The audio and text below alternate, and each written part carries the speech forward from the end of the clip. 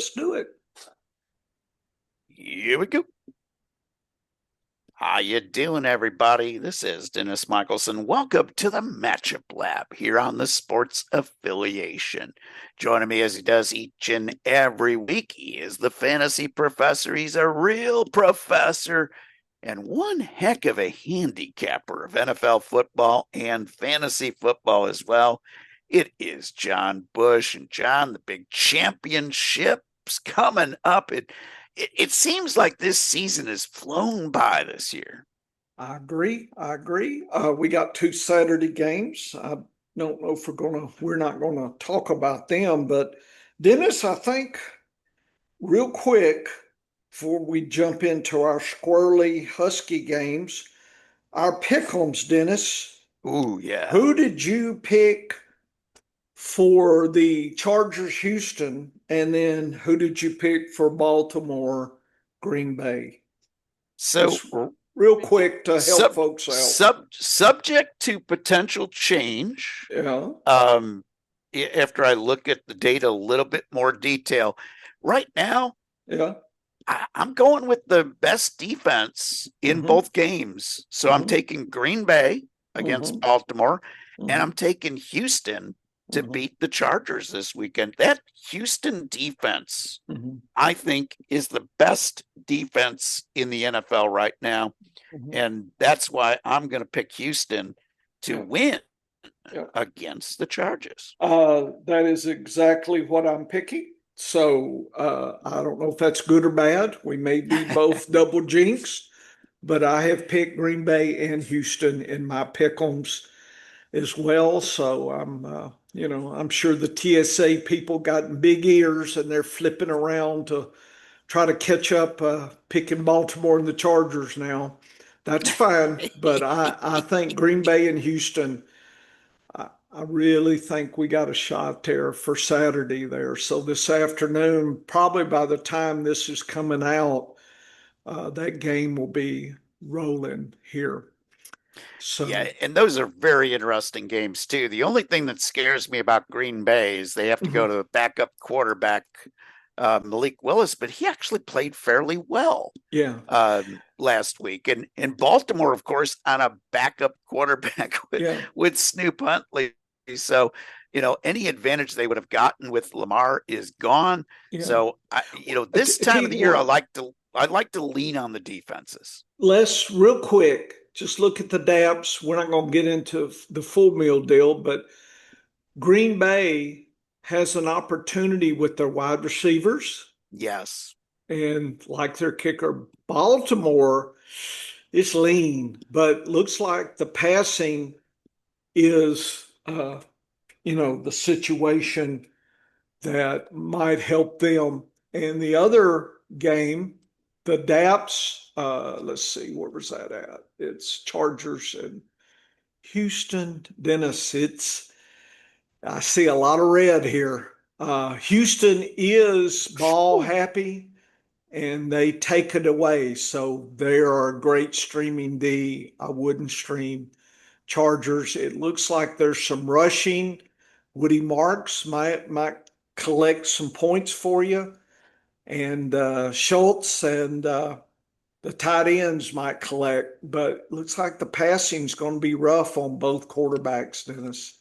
So anyway, that's just a quick thumbnail of the defense against position there on both. But I like Green Bay, Houston. Yeah, no big weather issues up in Green Bay. If this game was a Sunday game, they would have been playing in a snowstorm. So getting this game in on Saturday, this time of the year, whenever I'm in doubt, I lean into the best defense. And right now, I think that's Green Bay versus Baltimore and Houston over the Chargers. Well, we like to handicap some of the Sunday games for you. And hey, maybe even the Sunday night game, I think, is going to come into play because what we do here on the Matchup Lab is we look at the annoying low scoring games. We call them squirrels. Those are the nasty little games that run around the tree and tease your dog. Oh, wait a minute. That's what happens around here with squirrels. But those squirrel games are ones you really don't want to be leaning into for fantasy football a lot. And then on the flip side, those big, wonderful, beautiful, husky games are the ones with lots of scoring. And those are the games I hope you've got a lot of fantasy football players playing on this weekend. We're going to look at the squirrels first. Let's look at the squirreliest of the squirrels, Pittsburgh and Cleveland. Okay. Pittsburgh and Cleveland here, those old chattering, annoying squirrels. And And that's a it's squirrel of a squirrel it at is a squirrel 34. here. So Ugh. Pittsburgh 20, Cleveland 14. So right away, Dennis, if they break 20, whew, that's going to be a surprise. Vegas is down on both to score anything. 3 points, even though Philly is the favorite, but they're an away favorite. 34 points. It could be even less than that by now. I'm not sure if there's weather, you'll tell us, but Cleveland looks like it's all about the passing, Dennis. Look at this. Nice passing with the tight end. Fannin is hurt though, right? So we don't Yeah, even know if is he out or is he going to he's play? We don't know that. still listed Njoku was still hurt. listed questionable. Njoku officially out. Okay, so if Fannin doesn't play, who's the tight end? Nobody knows. Now, that's a good question. If we look at the depth chart, that might give us a little enlightenment. Yeah. Yeah, The only two tight ends. Now, they use a lot of tight ends. yeah, Okay. So these guys have been getting some work when Joku has missed some time during games. right. But Blake Whitehart and Brendan Bates are not household names, Nope. nor are they receiving threats. Okay. So if Fannin misses the Yeah. game, whew, that I could be think that lean hurts machine. Cleveland's chances for an upset. But it could lean into maybe a guy like Cedric Tillman. Is Uh, it being Tillman time? Yeah. Tillman might be kind of that answer of a larger wide receiver type to take advantage of those tight end type routes, maybe. Okay. Well, like I said, it looks like Cleveland will be doing more passing. The rushing, Dennis. I don't even know who is. So I've Dylan got Sampson is, Sanders yep, at 21, so that's yep. basically RB 45.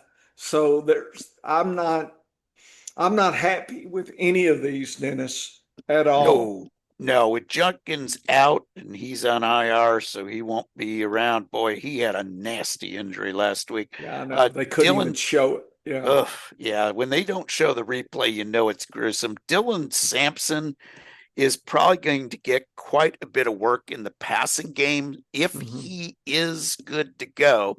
He's still listed as questionable as well. Raheem Sanders is more, he's less of a threat out of the backfield. He's more of a power back type. Maybe they split the use between those two, and Travion Williams doesn't really excite me a whole lot either. And with this extra tough DAP, man, that just about takes that running game and makes it really tough for Cleveland. And Other than the only reason I like Sampson is the last time he was in this situation of starting over Judkins, he mhm. had a lot of targets out of the backfield. Nice. So sounds like a break glass if you need something in emergency finals, right? Yeah. Pittsburgh, it's all about the rush here. I think Aaron Rodgers is passing just enough so that Warren and Gainwell can do the Sonic and Knuckles imitation there and win the game for them. So it looks to me like rushing is the call of the day for Pittsburgh.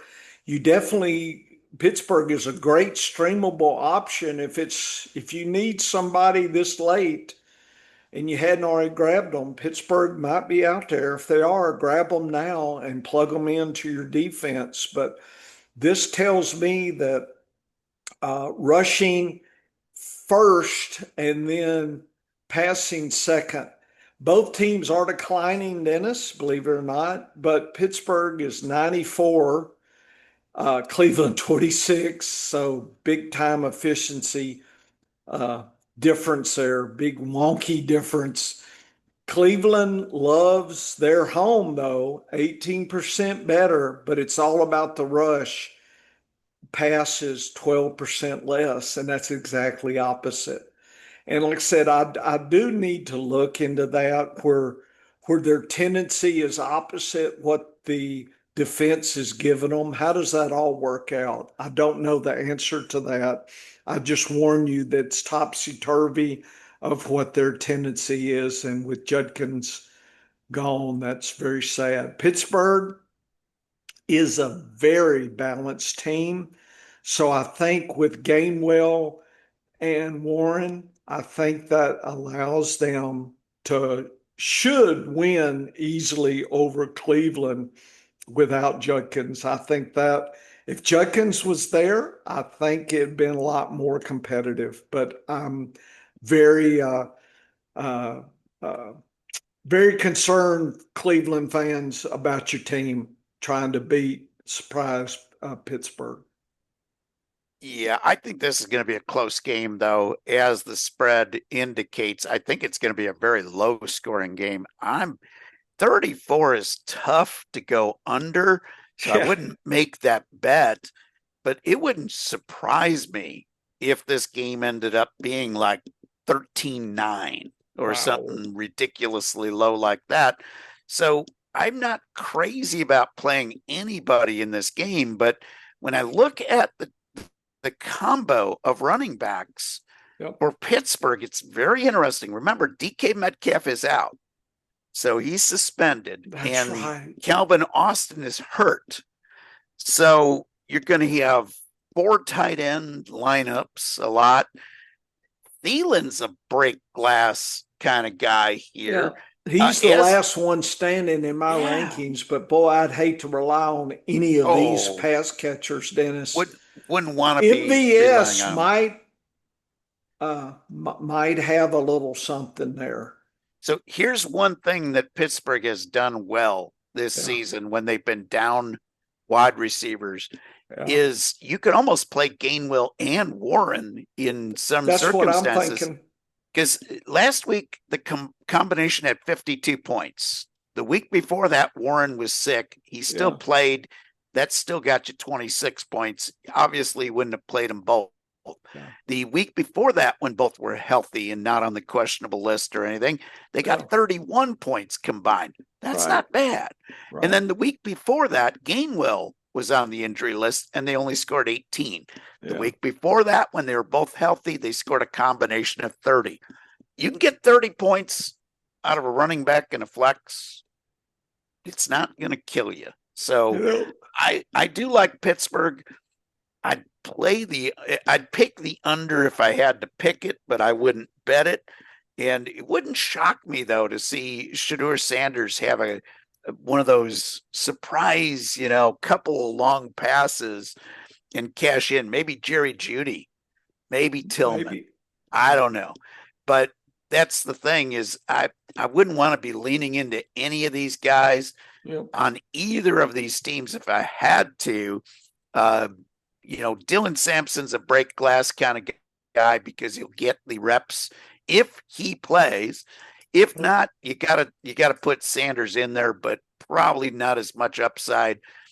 Tillman hasn't had a good game since week 2. Yeah. That's why it's hard to depend on him. Judy's last good game was week 14, so it's hard to depend on either of those guys. And without Fannin is the guy. If Fannon's, healthier and plays, boy, but I'm worried about him going out after a couple of plays. So a very tough situation in that game. I hope you have better choices. The other squirrel game that we're going to look at is New Orleans and Tennessee. New Orleans and Tennessee. I need some squirrely help for my Saints here. Uh-oh. And let's see, New Orleans. We need some Chris Olave action, Dennis. We need Oh, some yeah, all we sorts do. of goodness. New Orleans Yes, we 22, do. yeah. Tennessee 17, 2.5, 39. Tennessee, Dennis, the defense is pretty rough, and it looks like Tennessee's going to have to do some rushing and maybe some chiggy action there, but they have a good streamable defense if you need somebody. They have a good kicker opportunity. New Orleans, it looks like passing and their tight end, Jawan Johnson. And that's some goodness there. Olave Johnson, I'm playing them in a couple of finals. So I'm looking forward to the collection of those two for some touchdowns.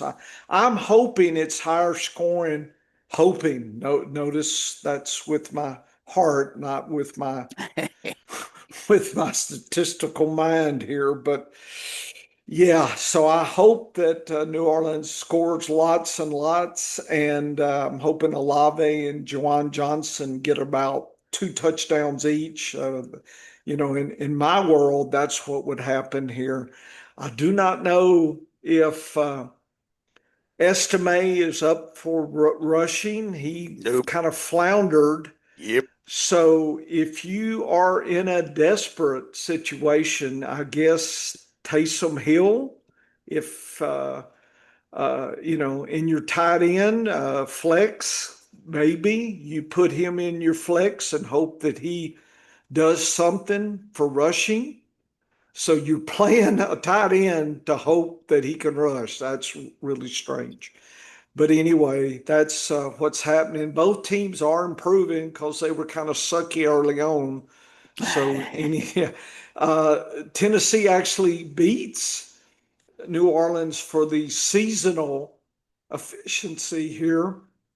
Tennessee is passing at home, which is opposite what the Daps give them. And New Orleans is rushing away, which is kind of the Daps are saying the other way. Their passing tendency, Dennis, 31% less passing on the road. So Wow.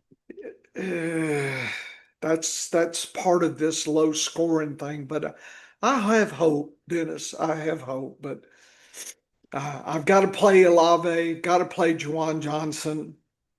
Uh, I'm not sure I'm going to get all that I need for scoring. Yeah, and here's the interesting one for me is Taysom Hill saw six targets and 12 rushing attempts Hmm. last week. I mean, and the big change was Devon Vale being out. Yep. With him out, there really isn't another wide receiver threat for New Orleans. Tipton So and Austin are the yeah, only ones. yeah, and neither really No, gives you I much don't have upside. them playable, but So they played a lot of three tight end action with Taysom Hill lining up almost like a fullback in the mhm, backfield and getting more carries, more touches, mhm, and more opportunities than any of the running backs. mhm. So if you have to play an emergency, I guess you take him. But what worries me about that is he had 17.7 points last week. That was more points than he had the entire season. Mhm. So I don't like chasing 1 week wonder guys like that. But a couple of weeks ago, he also had 10 carries, but he didn't have any targets that week. Boy, oh boy, it's tough. I'll tell you, I do like this Tyler Shaw kid. He has been impressive to me.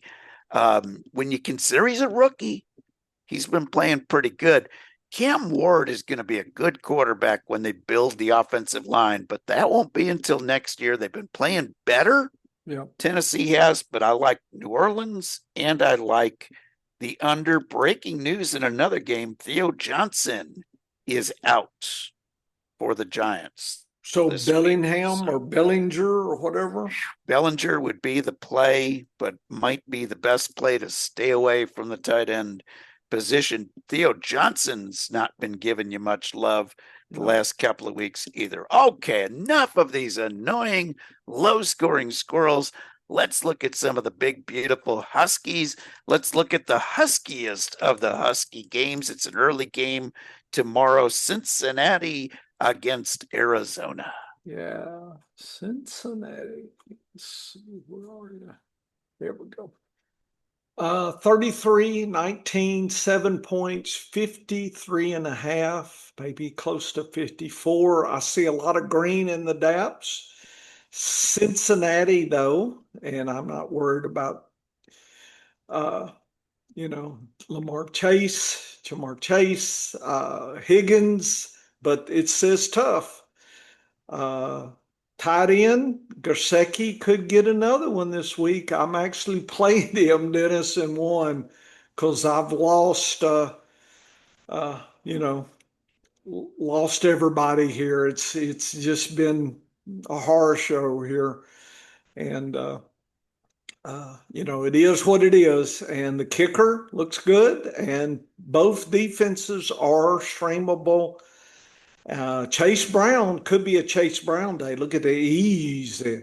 So this could be a really interesting. Cincinnati could use Chase Brown to open up the passing, and I think that this could be lots of goodness for Cincinnati.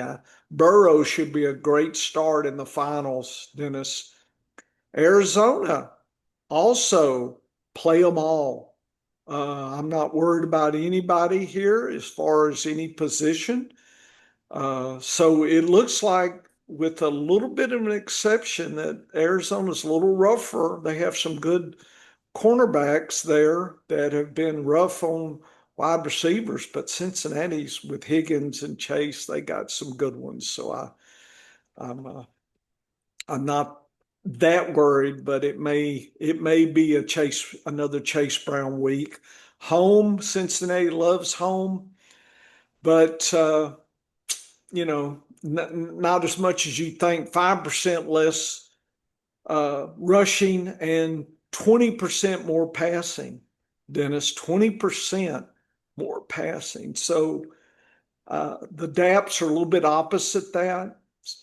I think they're going to be balanced, and I think they're not going to be able to guard the wide receivers with Chase Brown. If he does what he did last week, it's going to be a crazy score fest. Arizona away is all about the rush. So I'm thinking Michael Carter gets volume if the score is close. I think if Carter, I don't know if he's a good pass catcher. I hadn't paid that much attention. But if he can't catch passes, it looks like whoever the pass catcher running back is, DeMarcado may be the one that gets the play later in the. So Carter could come in early and then decline late if the score gets too much out of hand, Dennis. But I think Arizona, they need uh, McBride to collect early and often to keep them in this game. Yeah, and I think they will get a lot out of McBride here. The only thing I'm a little concerned with is the weather. We're going to have some rain possible in Cincinnati. Mhm. Also got the potential for a little bit of wind. Wind's going to be worse in Northern Ohio for that Cleveland game. That one's going to be could be a mess with some strong winds. That's why I like the under there. I'm going to take the under in this game as well because I think Arizona will be able to force a couple of turnovers from Burrow. I think Burrow is still going to get his yardage, but that Arizona defense has been surprisingly tough at times with that Yes. passing game. Uh, Chase Brown, Michael Carter, good weeks this week. Brissett has been good. Of course, you're starting Burrow if you drafted him. You're starting the Cincinnati wide receivers if you drafted him. I'd probably stay away from the Arizona wide receivers in this one, but I do love McBride. I'm going for the upset. I'm going to take Arizona I think this is going to be a close game, especially, and I think it'll be slightly under that number, but still pretty good, scoring in the upper 40s to right around 50 points. Let's look at another one of the Husky games, and this should be a good one, folks. It's Sunday Night Football, San Francisco and Chicago. Yeah, that's going to be good indeed here. So Frisco 29, Chicago 23. They got Frisco winning 3 points, the 52. San Francisco, it looks like it's all about the passing here. I would not play either defense, believe it or not, as Yeah. far as takeaways. Looks like it's passing. So this could be a Juwan Jennings kind of game. But you're not going to hold CMC down, No. even, He'll, he'll get you know. he'll get targeted 10 times. Yeah. So I think San Francisco has the advantage. I think Vegas is right. Nothing scares me on these DAPs. If it's CMC, if it was a normal running back, I would be a little concerned that this game would just be one-sided. It'd be all passing, but I think they'll stay fairly balanced, and I think it will be back and forth. I'm not. If Chicago gets the ball last, they could surprise and win. That's how close I think this game can be. Chicago play them all, Dennis. Worried about the kickers, but hey, I'm playing Santos, and if you've got the San Francisco kicker, I'd play him because I think there's a lot of points to be scored. I think Chicago's going to be a passing and rushing fest. I think it's both teams. I think are going to be more balanced than maybe I'm used to here. San Francisco at home, they hate home. 70, they love Wow. away game. Yeah, Wow. 22% bet. Yeah. So isn't that interesting? That's weird. That's just there. I think the strangest home away split is San Francisco. 6% more rushing, league average on passing. Chicago is 8% above in both. So I think balance is the key. San Francisco needs to stay balanced, keep passing so that CMC is working it, and I think they should win. But if Chicago gets the ball last, I think if I'm Chicago, they you do not want. I'm sorry, San Francisco. Would not want Chicago get the ball last. So I would play some games if I could, stretch things out in that fourth quarter. They do not want. You do not want to hand the ball to Chicago within a touchdown, or they could beat you. And we don't want these. Could go overtime. That would be entertaining as well. So maybe that's what we root for here is overtime with lots of passing that people will collect lots of scoring. And Yeah, and Kittle is a game time decision. hate And that. there's the trick Yeah. if you have him. Can you So, wait?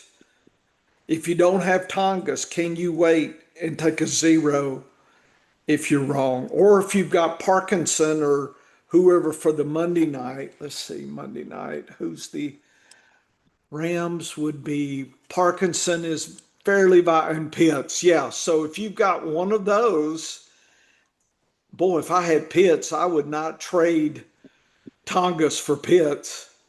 Dennis, I'd no, be like, no. if you had Pitts and Kittle, it'd be hard to have both of those. I Yeah, guess it could have been done. in a dynasty league, Yeah, I have both Pitts and I'd McBride, play and Pitts. I've been playing both of them Yes. uh, every week.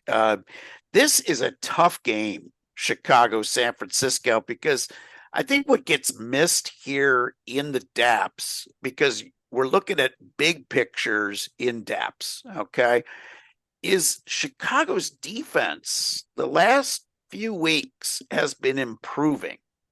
They've been getting stingy, and they are leading the league in takeaways. San Francisco, now Purdy had his best game last week with 5 passing touchdowns. So you obviously playing Purdy if you got him, but it wasn't that many weeks ago that Purdy struggled in a game with some turnovers. Now he still got you some touchdowns, so you didn't get hurt. But where he turns the ball over in the field to Chicago, because I think Chicago will get at least one interception in this game, and they have been ball hawking both on special teams and defense of forcing turnovers. I'm gonna pick Chicago here, but I really like the over. I think this game could be in the 60s points wise, because while Chicago's defense has been very opportunistic, they've also given up a lot of yards and a lot of points. Now, last week against Green Bay, they were able to contain them, but the wind helped quite a bit. We're not going to get bad wind in the South Bay area for this game. So I think this is a scoring bonanza. It's just a matter of where the turnovers come.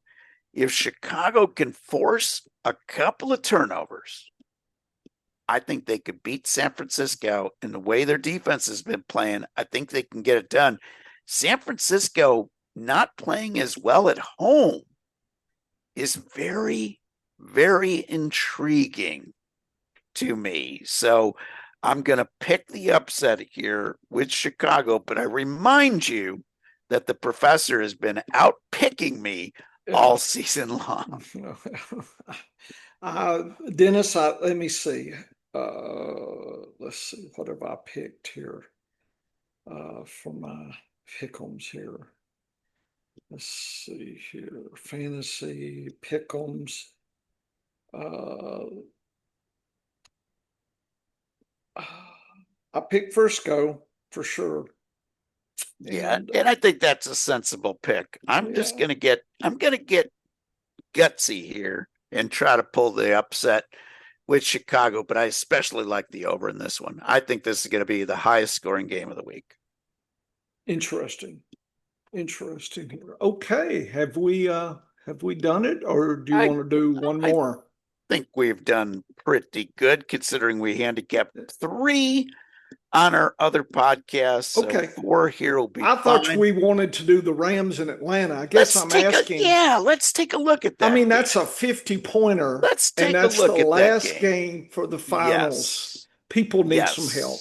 Let's take a look at the Rams in Atlanta. I figured I could talk call, Dennis Professor. Into that. Good call, Professor. I just think we got to go out the last game. Everybody's going to be watching this. Rams, everybody's got Puka that survived. I've got Puka and 2 or 3.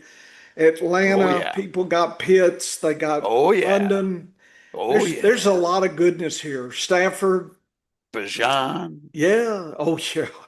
There's a lot of good points here. Yeah, we need 50. We need 60, 70.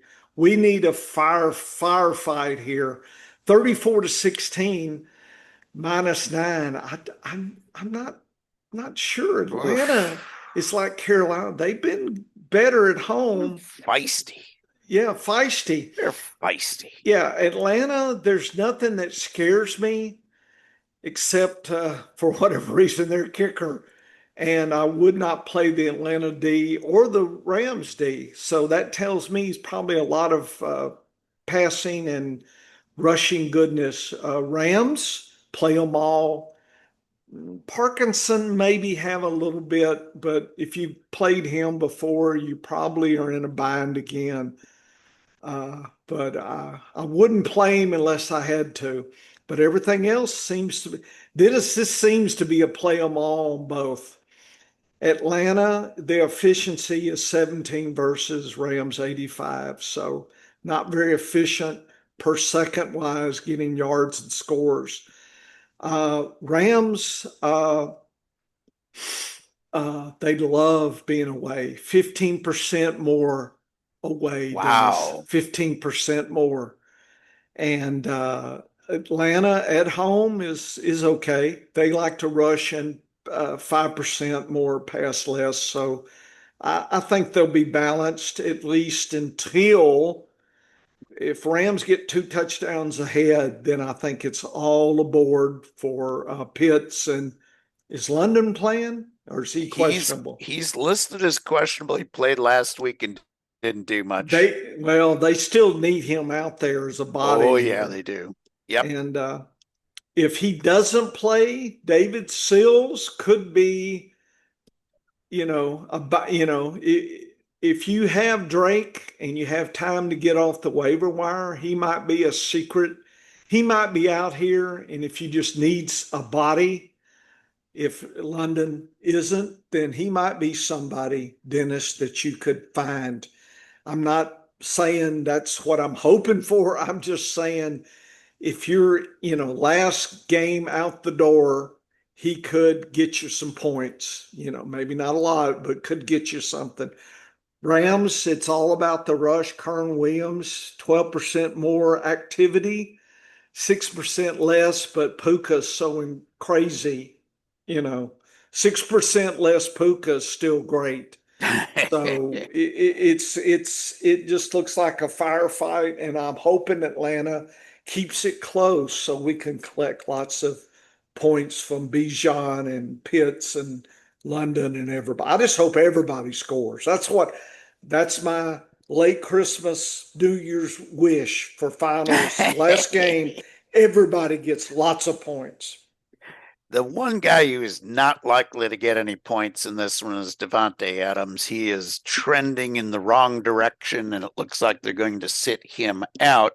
If they sit him out, Konate Mumfield or Xavier Smith might both be good desperation plays, but I hope you got a better choice. On the Atlanta side, I agree with Sills. If London is down, Sills is up. And if London is down or just not himself, Pitts is going to feast against this Rams defense. Of course, you're playing Bijan.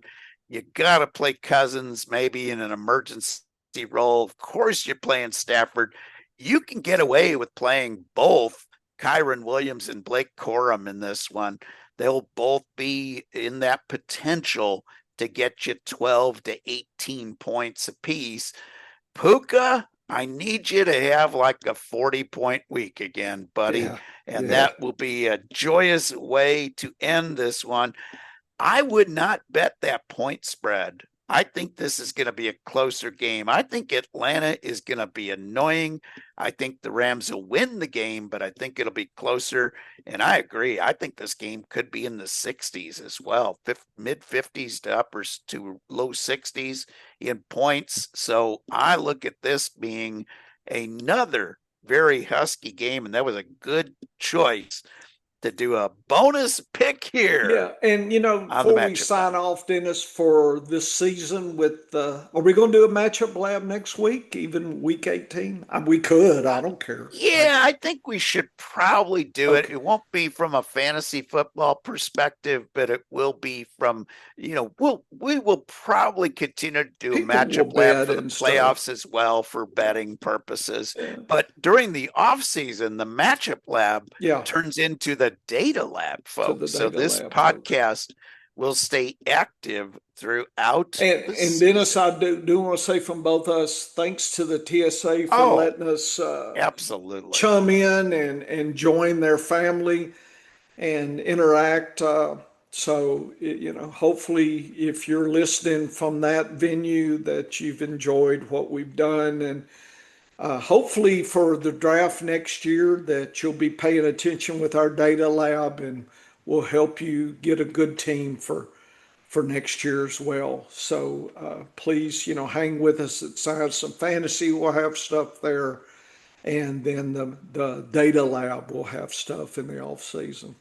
Yeah, a huge thanks to the folks from the sports affiliation. A big thank you to the OG himself, Greg Kellogg, for introducing me and you, to JC and Iggy. Yes, Pete, good guys over there, Rick, and Joe Carlton as well. All fabulous guys. Of course, you got our buddy Tip Major that is still working with those guys as well. I'm telling you, that is an all-star lineup, and they're not only knowledgeable of fantasy football, folks, but they're nice people Yes, as they well. are. It's a wonderful combination, and we have been so thrilled to be part of the sports affiliation family and look forward to being with them for many years to come. So Yes. head on over to the Science of Fantasy Football. Check out the Science of Fantasy Football podcast, our sister podcast over there. And also, you want to check out our pre-show over there because we talked philosophy of fantasy football and what we're going to be working on in the off season. And of course, there's a couple of articles and lots of data for you Yep. to peruse over at the Science of Fantasy Football. And of course, come back here next week for another edition of the Matchup Lab. Get to work, folks. Woo-woo.